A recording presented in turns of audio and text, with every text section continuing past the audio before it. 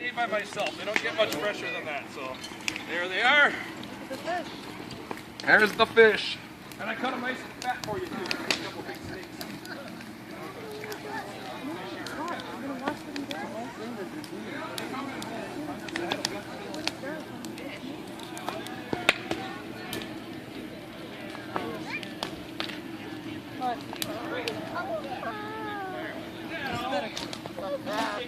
Did you bond?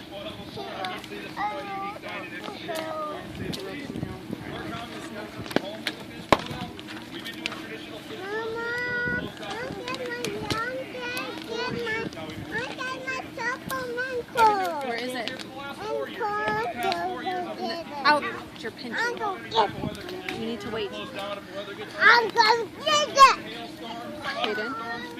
I'm gonna get it! Like it has so much this summer. I put out my rain gear, I come out here and I do the fish boils, I tend to the fire, cook everything in the kettle. Nobody really comes out to watch. So it happens a lot this summer. So when that does happen, I try to drop the fish in the kettle, run the grinder, everyone what's going on. Okay, yeah, play cards. That's a good idea. It's my goal! Play that one together, please. No, it's my Superman goal. Not too hot, which is good for me. And the winds will pick it up a little bit. I'm gonna go get my Superman goal. 5 minutes.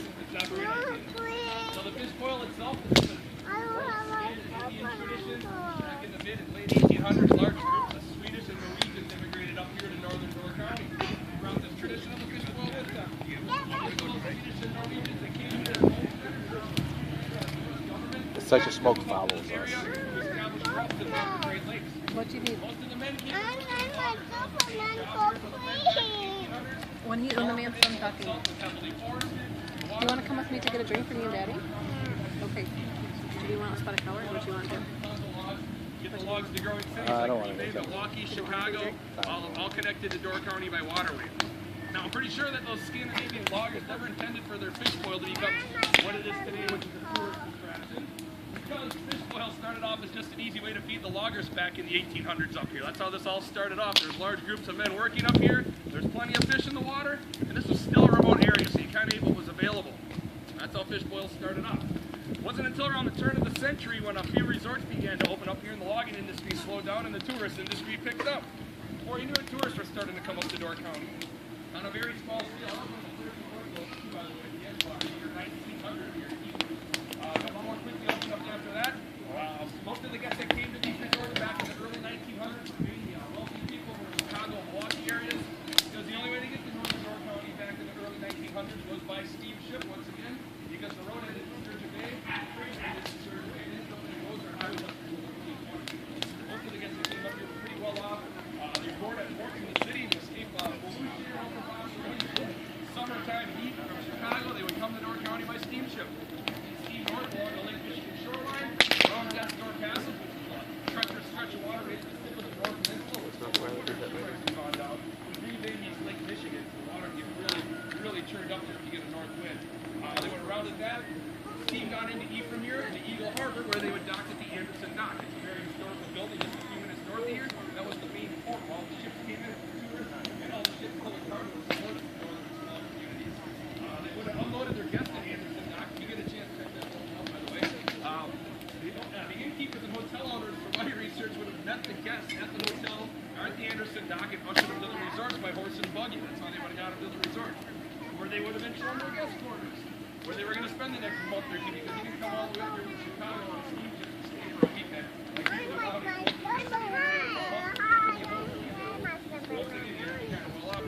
you want to drink your juice?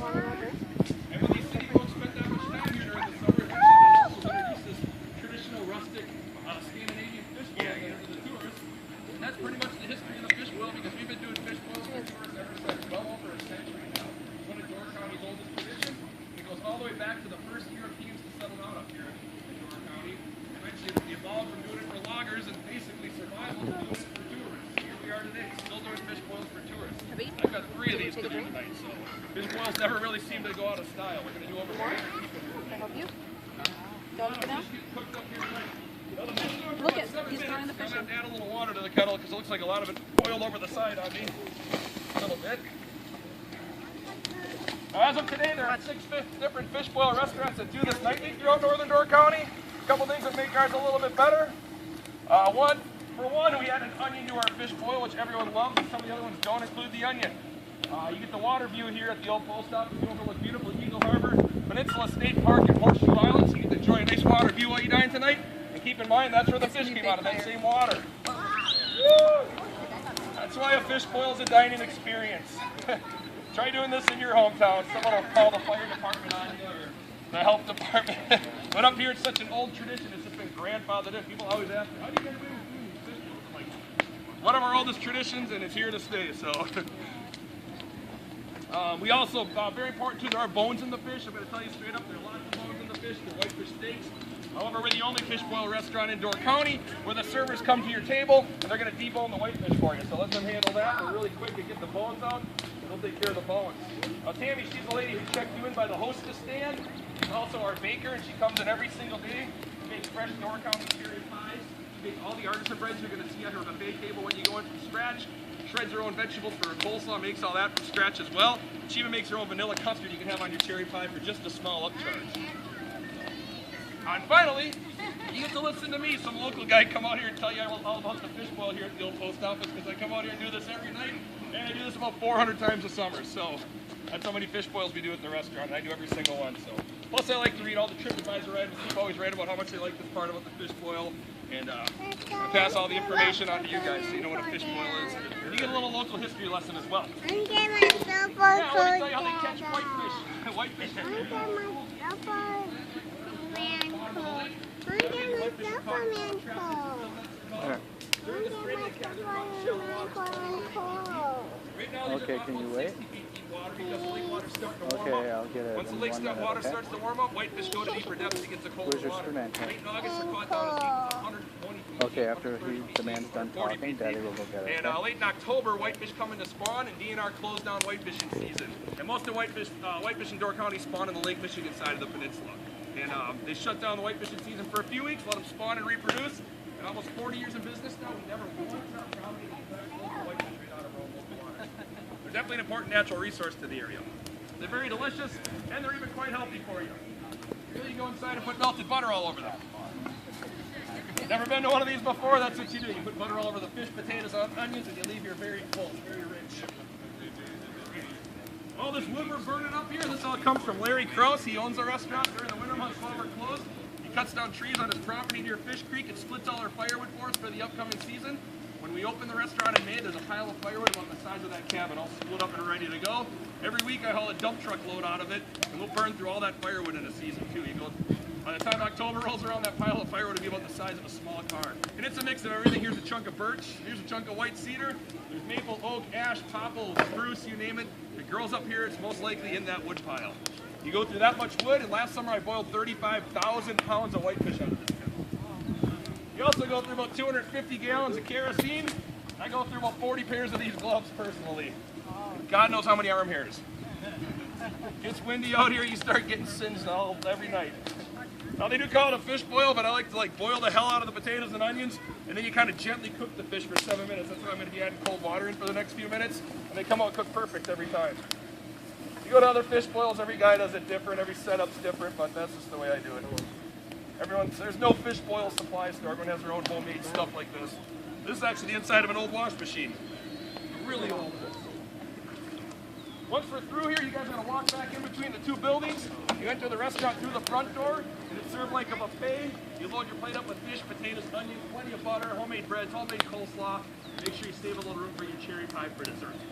And be patient, please. There's over 100 people at this fish boil. If you don't like long lines, hang out back here for 5 or 10 minutes. Maybe grab another beer, because it does take a while to serve that many people at once. So no need to rush up there. If you want to stay back here, have another beer, hang out by the fire.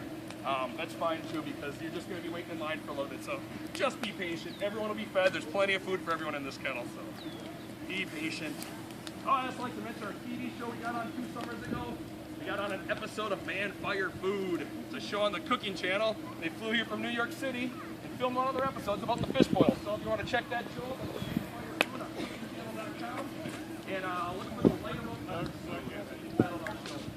It's very windy that day when they came here and filmed. So You'll see why they titled it the Light 'em Up episode. I literally almost torched the host of the show.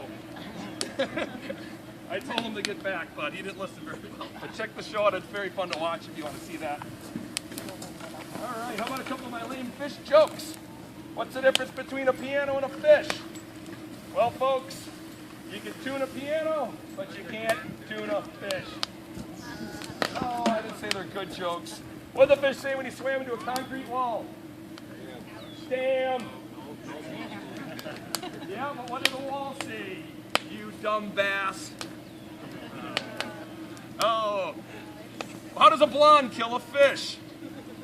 Well, folks, the blonde drowns the fish. So the guy comes home from work. His wife says, tie me up and do anything you want. He ties her up and he goes fishing. Speaking of wives, just got a brand new fishing pole for my wife the other day. Brand new. Best damn trade I ever made. Also on your way in, feel free to grab one of my torch flyers, especially if you're new to Door County. I did print off a bunch of stuff to see new while you're here in Door County. There was also a map on the back to help guide you around. If you're looking for a cool place to go after the fish boil and have a drink on one of the most beautiful beaches right here in Door County, check out a place called Fred and Fuzzy's Waterfront Bar and Grill. 5 minutes north of here, it's a little hidden gem. It's on Pebble Beach, which is just an awesome little spot. Give that place a check out if you like. Their house street is a cherry margarita. Check that place out. All right, now I'm going to do the boil over for you, so I'm going to need some people to move because there's some wind. All you guys get back behind your benches. You guys are all fine. Get your cameras ready, all that stuff. Now what this does, right dead center in the middle of the kettle, there's a layer of ash and fish oil just simmering away on the top of the kettle right here. I throw a big can of kerosene under the kettle, huge fireball, everything boils over the sides. It works like a reverse rinse for the fish, and it works really, really genius as well. Get ready for a good picture.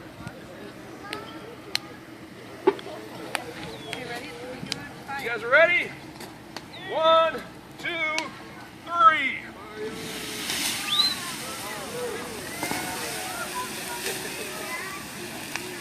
Thank you guys. Hope you enjoyed the fish boil. Enjoy your meal. I feel like I want you to shave my